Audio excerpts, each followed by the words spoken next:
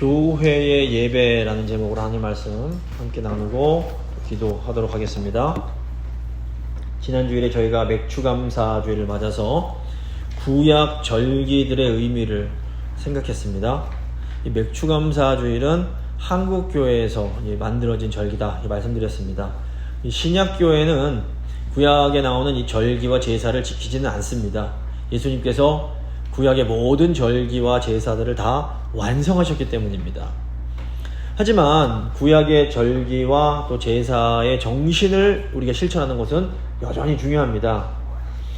구약에 나오는 절기에 두 가지 의미가 있다 말씀드렸는데, 하나는 위로 하나님의 은혜에 감사하는 것이고, 다른 하나는 고아와 과부, 객과 같은 연약한 하나님의 백성들을 돌보는 것입니다.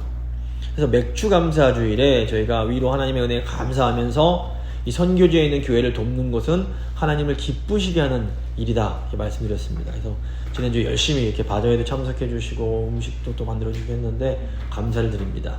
오늘은 이제 절기를 생각한 김에 구약의 제사도 좀 생각을 해보려고 합니다. 이 구약에 나오는 제사들은 하나님의 백성들이 하나님께 드리는 예배의 중요한 일부분입니다. 그러니까 구약의 제사가 신약의 예배로 이렇게 이어지게 됩니다. 그런데 이 제사만 예배는 아닙니다. 이 우리가 하나님께 드리는 예배에는 크게 두 부분이 있는데, 하나는 구약의 제사처럼 이렇게 예식의 차원이 있고, 다른 하나는 순종으로 드리는 삶의 예배의 차원이 있습니다. 그래서 로마서 12장 보시면 사도 바울이 너의 몸을 거룩한 산제물로 드리라 이렇게 명령하는데, 이제 이게 삶으로서의 예배를 의미한다라고 볼 수 있습니다. 근데 오늘은 이 구약의 제사와 관련된 이 예식으로서의 예배, 여기에 좀 집중해서 생각을 해보도록 하겠습니다. 세 부분으로 나눠서 생각할 텐데, 첫 번째 예배의 시간, 두 번째 예배의 장소, 세 번째 예배의 목적과 방법이 되겠습니다. 먼저 시간입니다. 하나님의 백성들은 언제 예배를 드릴까요? 민수기 28장을 보시면 이스라엘 백성들이 언제 예배를 드렸는지가 쭉 나옵니다. 먼저 이스라엘 백성들이 매일 제사를 드렸습니다. 이 매일 드리는 제사를 상번제, 영어로 regular burnt offering 이렇게 부릅니다. 이스라엘이 매일 어린 순양 2마리를 제물로 드렸습니다. 그러니까 어린 양 1마리는 아침에 드리고 다른 1마리는 이제 해질 때 태워서 드린 겁니다. 근데 이게 오늘날은 어떤 의미가 있을까요? 이 유대교와 기독교는 아침과 저녁으로 기도하는 습관이 있습니다. 이건 아침과 저녁으로 하나님을 기억하는 겁니다. 진정한 예배의 생활은 매일매일의 예배에서 시작이 됩니다. 그래서 매일 잠깐이라도 하나님 앞에 나아가는 시간을 갖는 것, 이것이 굉장히 중요합니다. 또 이제 이스라엘 백성들은 일주일에 한 번 드리는 제사가 있었습니다. 이스라엘은 이 안식일에도 어린 양 2마리를 번제로 따로 드립니다. 사실 안식일은 절기는 아닙니다. 근데 성경에서 절기가 나올 때면 항상 안식일이 언급이 됩니다. 이것은 뭐냐면 안식일이 구약에 나오는 절기와 똑같은 그런 권위가 있음을 강조하는 겁니다. 그래서 모든 절기들은 궁극적으로 이 안식을 향해 가고 안식을 통해서 완성이 됩니다. 창세기 1장 보시면 하나님의 창조가 안식에서 완성되는 것과 마찬가지입니다. 모든 절기에 드리는 제사들의 최종적인 목적은 이 하나님과의 언약 관계 안에서 이 안식을 누리는 겁니다.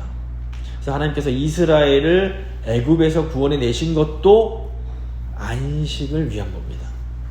그래서 안식일은 이 일주일을 통합해주고 완성해주는 날이다, 이렇게 볼 수 있습니다. 근데 우리 예수님께서 안식 후 첫날에 부활을 하십니다. 그래서 이 신약의 교회들은 안식 후 첫날인 일요일을 이제 주일로 삼고 주일에 모여서 예배를 드리게 됩니다.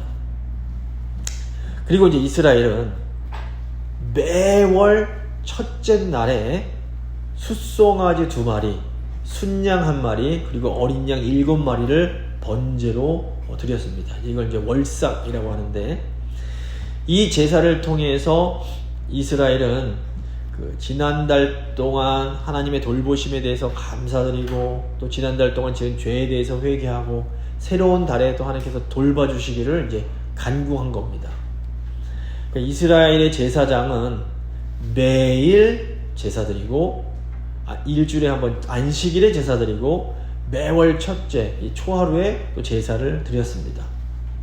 그리고 이 외에도 이스라엘 백성들은 그 절기 때마다 특별한 제사를 드렸습니다. 이스라엘의 특별한 절기는 뭐 6월절, 77절, 초막절이 있었습니다. 뭐 이외에도 사실 뭐 나팔절, 속죄일이 또 있는데 이런 절기들에 이스라엘 백성들이 다 같이 성전으로 모여서 이때는 또 특별한 제물을 드리는 겁니다. 제가 지난주에 설명을 좀 드렸기 때문에 오늘 이 절기에 대해서는 자세히 설명을 드리지 않겠습니다. 자, 중요한 것은 신약 교회는 더 이상 이런 제사를 드리지 않는다라는 겁니다. 이것은 우리의 대제사장이신 예수님께서 단번에 이 모든 제사를 완성하셨기 때문입니다. 예수님이 스스로 이 희생의 제물이 되심으로 모든 제사를 완전하게 성취하십니다. 이제 우리는 예수 그리스도를 의지함으로 언제나 하나님 앞으로 나아갈 수 있습니다. 기도할 때마다 예수님의 이름으로 기도합니다. 이 예수님을 의지해서 하나님께 나아가는 겁니다. 하지만 하나님의 백성들이 이 안식일이나 절기에 함께 제사드리기 위해서 모였다라는 것은 또 굉장히 중요한 의미가 있습니다. 저희가 이 가족 간에도 뭐 생일이나 어떤 특별한 날에 함께 모여서 식사를 합니다. 우리가 뭐 함께 식사하지 못한다고 이 가족 관계가 깨지거나 그러는 건 아닙니다. 하지만 이런 가족 모임은 가족 간의 사랑을 확인하는데 굉장히 중요합니다. 이게 교회도 마찬가지입니다. 그러니까 주일에 교회 나와서 함께 예배드리고 함께 식사하고 함께 교제하는 거, 이게 굉장히 중요한 의미가 있는 겁니다. 물론 우리가 뭐 주일에 교회에 못 나온다고 하나님과 우리 관계가 깨지고 이웃과 관계가 깨지는 거, 이런 거 아닙니다. 하지만 우리가 매주일 함께 모여서 하나님을 예배하는 것은 우리가 하나님을 향한 사랑을 확인하는 굉장히 소중한 기회가 됩니다. 그러니까 우리가 이런 의미에서 이 주일 성수에 굉장히 중요한 의미가 있다는 것을 이해할 필요가 있습니다. 또 율법적인 차원에서가 아니라 이 관계 차원에서 이게 주일마다 이렇게 예배드리는 건 너무 소중한 겁니다. 자, 이제 두 번째, 예배 장소입니다. 하나님 백성들이 어디서 예배를 드립니까? 구약의 이스라엘 백성들은 하나님이 택하신 곳에서 예배를 드려야 했습니다. 하나님께서 처음 선택하신 곳이 바로 성막입니다. 성막은 하나님께서 거하시는 곳을 상징했습니다. 출애굽기 25장부터 이제 40장 보시면 하나님께서 이스라엘 백성들을 애굽에서 인도하신 다음에 성막을 만들게 하십니다. 이스라엘이 이 성막에서 제사드림으로 하나님을 예배할 수가 있었습니다. 근데 이제 솔로몬 왕이 예루살렘의 성전을 건축하면서 성막이 성전으로 변하게 됩니다. 이때부터 이스라엘 백성들이 성전에서 제사드림으로 하나님을 예배할 수가 있게 됩니다. 근데 이제 이 성전이 주전 586년에 바벨론에 의해서 무너집니다. 바벨론이 이 남유다를 정복하고 유다 백성들을 다 이 포로로 잡아갑니다. 많은 유대인들이 이때 세계 곳곳으로 이제 흩어지게 됩니다.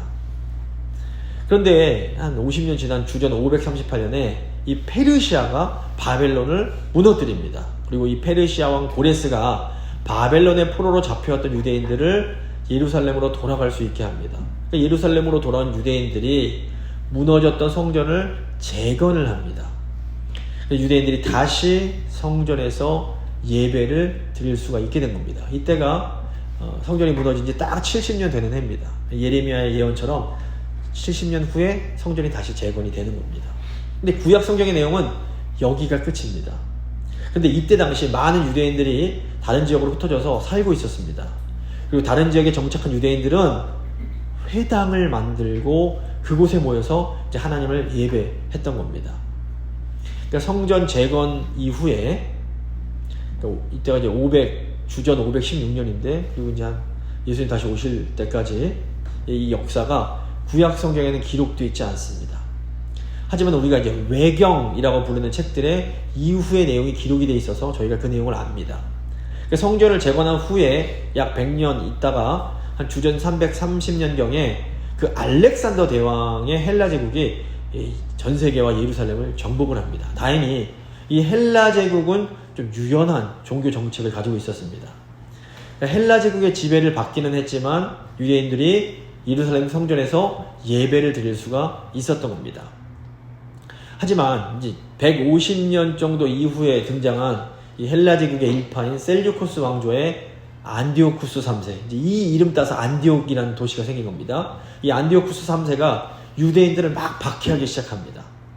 이 안디오쿠스가 유대인들에게 강제로 돼지고기를 먹이고 성전에 헬라 우상들을 막 세웠습니다. 이런 만행을 도저히 참지 못했던 유대인들이 반란을 일으켰습니다. 이 반란이 그 유명한 마카비 혁명입니다. 마카비라는 사람이 이제 일으켰기 때문에 마카비 혁명입니다. 이때가 이제 주전 150년경 됐습니다. 주전 164년에 결국 유대인들이 성전을 다시 되찾습니다. 이 사람들이 성전에 세워졌던 이방신의 조각상들을 다 부셔버리고 돼지 피로 더러워진 제단을 헐어버립니다. 그리고 다듬지 않은 돌로 다시 제단을 쌓고 성전을 재봉헌을 합니다. 이렇게 성전을 다시 봉헌한 날을 요한복음 10장에 나오는 그 수전절이라고 부릅니다. 성전을 다시 드린 날.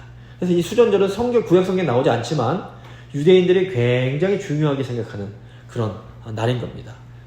이 수전절이 기독교의 그 크리스마스와 겹칩니다. 하누카라고 하는데 수전절을 드리는 겁니다. 그리고 이제 다시 시간이 또 흐르고 로마 제국이 또 이제 예루살렘을 또 정복을 합니다. 그리고 아기 예수님을 죽이려고 했던 헤롯 대왕이 로마 황제에게 잘 보여서 유대의 왕이 됩니다. 헤롯 대왕이 정치를 참 잘했습니다. 헤롯 대왕이 원래 유대인 출신이 아닌데 유대인들의 환심을 사려고 예루살렘 성전을 굉장히 크고 화려하게 증축을 합니다. 한 40년, 50년 가까이 멋지게 만듭니다. 예수님 오실 당시에 있던 성전이 바로 이 헤롯 대왕이 증축한 성전이었습니다. 근데 이 성전 역시 주후 70년경에 결국 로마 제국에 의해서 무너져 버리게 됩니다. 마태복음 보시면 예수님이 이 헤롯이 지은 성전이 무너질 것을 예언을 하십니다. 결국 이제 예루살렘에는 총 3가지 종류의 성전이 존재했습니다. 첫째는 솔로몬 왕이 주전 900년 전에 지었던 성전, 그리고 두 번째는 포로에서 귀환한 수룹바벨이 주전 500년경에 다시 지은 이 수룹바벨 성전, 그리고 세 번째는 이제 한 500년 지난 후에 헤롯 대왕이 화려하게 증축했던 헤롯 성전이 있는 겁니다. 예수님 당시 유대인들은 이 예루살렘에 있는 성전에서만 하나님을 온전히 예배할 수 있다라고 주장을 했던 겁니다. 그러니까 오늘 이 요한복음 4장의 본문이 바로 이런 배경에서 예수님과 사마리아 여인 사이에서 이루어졌던 대화입니다.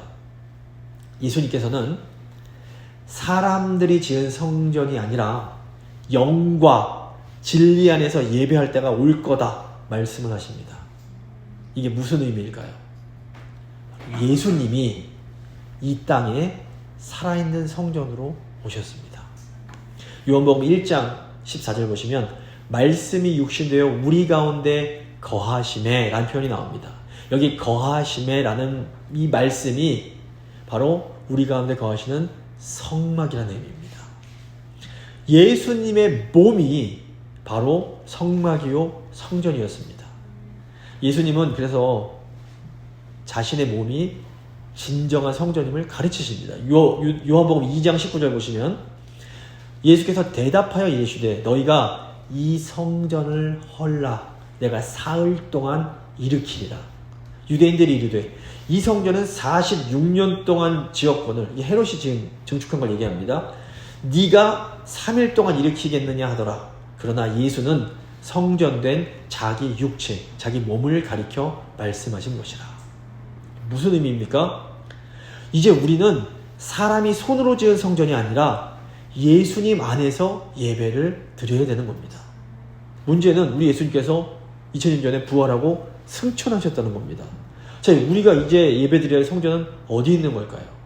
사도 바울은 그리스도인들의 공동체인 교회가 바로 성전이다 이렇게 가르칩니다. 고린도전서 3장 16절 보시면 너희는 너희가 하나님의 성전인 것과 하나님의 성령이 너희 안에 거하시는 것을 알지 못하느냐. 이제는 성령이 계신 교회가 바로 하나님을 예배하는 성전입니다. 그러니까 우리가 하나님을 예배하는 성전인 겁니다. 이것이 바로 영과 진리 안에서 예배한다는 말씀의 의미입니다. 그리스도의 몸된 교회는 성령 안에서 진리의 말씀 안에서 하나님을 예배합니다. 자, 여기서 저희가 꼭 기억해야 될 게, 이 예배당, 이 교회 건물은 건물이지 성전은 아닙니다. 그러니까 우리 교회가 가정이라면 이 예배당은 집과 같은 겁니다. 가족이 살기 위해서는 집이 필요합니다. 마찬가지로 우리 교회가 하나님을 예배하려면 예배당이 필요합니다. 하지만 집보다 가정이 훨씬 중요한 것처럼 교회 건물보다 교회가 훨씬 중요합니다. 그러니까 오늘날에는 이 교회가 하나님을 예배하는 성전입니다. 그래서 우리가 성령 안에서 함께 모여서 진리의 말씀을 나눌 때 그곳이 바로 교회인 겁니다. 그러므로 우리가 바로 하나님의 성전입니다. 자, 여기 질문이 생깁니다. 왜 성전인 우리 모습이 이렇게 불완전한 걸까? 이 모양 이 꼴인 걸까? 그것은 우리가 성전이지만 아직은 미완성이기 때문입니다. 사도 바울은 우리가 지어져 가고 있다라고 말을 합니다. 에베소서 2장 20절에 보시면 너희도 성령 안에서 하나님이 거하실 처소가 되기 위하여 그리스도 예수 안에서 함께 지어져 가느니라. 우리는 성전이지만 아직 공사 중인 성전인 겁니다. 그래서 아직 불완전하고 부족한 모습들이 있습니다. 하지만 그럼에도 우리가 하나님을 예배하는 성전이라는 사실에는 변함이 없습니다. 비록 연약하더라도 우리가 하나님을 예배하기 위해서는 서로가 필요한 겁니다. 혼자 예배하는 게 아닙니다. 함께 모여서 교회로 성전으로 예배하는 겁니다. 그렇기 때문에 우리는 서로의 부족함과 연약함을 참아주고 기다려줄 수 있어야 됩니다. 중요한 것은 우리가 계속해서 성장해 간다라는 겁니다. 완성되어져 간다라는 겁니다. 에베소서 4장 13절 보시면 우리가 하나님의 아들을 믿는 것과 아는 일에 하나가 되어 온전한 사람을 이루어 그리스도의 장성한 분량이 충만한 데까지 이르리니 이는 우리가 이제부터 어린아이가 되지 아니하여 사람의 속임수와 간사한 유혹에 빠져 온갖 교훈의 풍조에 밀려 요동하지 않게 하려 함이라. 오직 사랑 안에서 참된 것을 하여 범사에 그에게까지 자랄지니 그는 머리 곧 그리스도라. 그러니까 교회인 우리는 지금도 계속해서 성장해 가고 있습니다. 우리는 예수님에게까지 계속해서 자라나야 됩니다. 그러므로 교회가 아이고 왜 이런 모양 이 꼴인가 너무 괴로워하거나 힘들어하실 필요가 없습니다. 교회는 너무너무 존귀한 모습, 아름답고 멋진 모습, 그리고 좀 보기 싫고 추하고 온전치 못한 그런 모습이 함께 있는 겁니다. 하지만 하나님께서 결국 우리가 온전해질 때까지 우리를 기다려 주십니다. 그렇기 때문에 우리도 사랑 안에서 서로를 참아주고 기다려 주어야 하는 겁니다. 자, 이제 마지막 예배의 목적과 방법 생각해 보겠습니다. 하나님 백성들이 왜 예배를 드릴까요? 이스라엘 백성들이 제사를 드린 목적은 하나님을 기쁘시게 하는 거였습니다. 성경에 나오는 첫 번째 제사가 가인과 아벨이 드렸던 제사입니다. 근데 하나님께서 가인의 그 제사를 받지 않으십니다. 이것은 가인이 드린 제사가 하나님을 기쁘시게 하지 못했기 때문입니다. 또 구약의 이스라엘 백성들도 제사를 굉장히 열심히 드립니다. 그런데 하나님께서 그 제사를 받지 않으십니다. 이것은 그들이 하나님을 기쁘시게 하는 제사를 드리지 못했기 때문입니다. 우리가 하나님을 예배하는 목적은 하나님을 기쁘시게 하는 겁니다. 예배의 목적은 절대로 나를 기쁘게 만드는 게 아닙니다. 내가 은혜 받으려고 예배드리는 게 아닙니다. 물론 예배드리면 우리가 은혜를 받지만 그건 결과지 목적은 아닌 겁니다. 오늘 너무나 많은 사람들이 이 예배의 목적을 망각해버렸습니다. 그래서 교회에 모여서 예배를 드리면서도 하나님을 기쁘시게 하지 못할 때가 너무너무 많습니다. 아버지의 생신을 축하하기 위해서 자녀들이 부모님 집으로 다 모였습니다. 이때 가장 중요한 게 뭡니까? 아버지의 마음을 기쁘게 해드리는 겁니다. 아버지가 언제 기뻐하십니까? 자녀들이 서로 사이좋게 사랑하면서 지낼 때 그 모습 볼 때 너무 부모가 행복한 겁니다. 그런데 형제들이 정말 별거 아닌 걸로 다투고 싸우기 시작합니다. 비방하고 이러니 저러니 싸우기 시작하는 겁니다. 이렇게 형제끼리 싸우면 아버지 집에 모인 게 아무런 의미가 없게 되는 겁니다. 근데 우리가 교회에서 드리는 예배도 마찬가지입니다. 우리는 교회에서 하나님 아버지의 마음을 기쁘시게 해드리는 일에 집중해야 됩니다. 하나님 아버지가 언제 기뻐하십니까? 하나님은 우리가 서로 사랑할 때에 기뻐하십니다. 요한일서 4장 11절 보시면 사랑하는 자들아 하나님이 이같이 우리를 사랑하셨은즉 우리도 서로 사랑하는 것이 마땅하도다. 어느 때나 하나님을 본 사람이 없으되 만일 우리가 서로 사랑하면 하나님이 우리 안에 거하시고 그의 사랑이 우리 안에 온전히 이루어지느니라. 자, 우리가 서로 사랑한다는 게 도대체 뭡니까? 고린도전서 13장 보시면 이런 말씀 나옵니다.